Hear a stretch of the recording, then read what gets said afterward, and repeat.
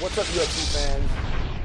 Tough 16 has come to an end, and it's time for the coaches to get in there and duke it out. Coach style. They're going to fight. So, Roy Nelson is going to fight Shane Carwin. Shane's knee went out. So, Matt Mitrione is jumping in to take the fight. And I got to ask this question again.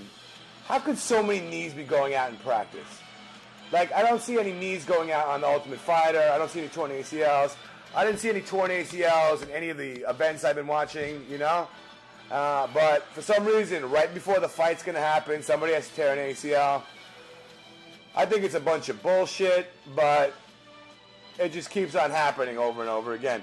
It's like these guys, they're not coming in for work sometimes. Anyway, Matt Mitrione, 34 years old. If you remember him on the Ultimate Fighter 10 with Kimbo Slice, one of the most exciting Ultimate Fighters ever. Anyway, his record is 5-1. So he just came off that loss against Che Congo, where he didn't do too well at all. I think a lot of people thought he was going to beat Che Congo, but we realized that Matt Mitrione, he's not going to get to the upper echelon of the UFC. He's not going to fight for the top, you know?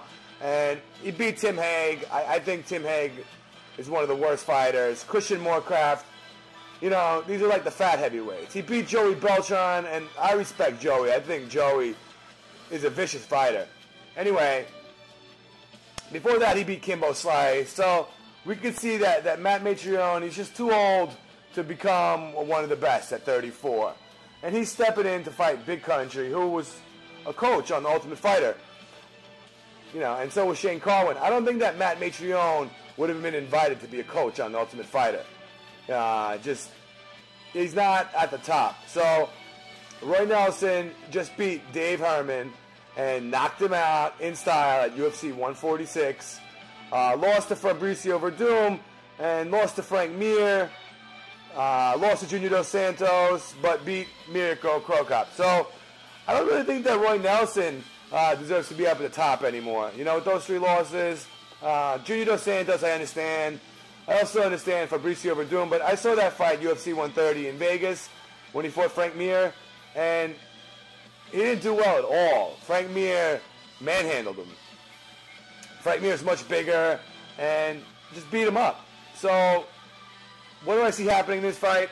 Although I don't see either of these two guys getting back up to the top ever again, even though Matt Mitrione wasn't even close to the top, I think that Roy Nelson will win this fight. And I think Roy will knock Matt Mitrione out. I don't think this is going to be a decision here. I think this is going to be a vicious knockout, kind of like the one we saw against Dave Herman. And I think a lot of people are going to start talking, you know, Roy Nelson, he's good and this and that. But he is, but he doesn't deserve a title fight against JDS. He doesn't deserve a fight against Kane.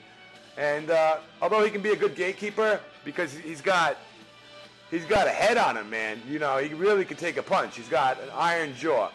So Roy Nelson wins this fight. And Roy, I think you're an exciting fighter, but you can be beat.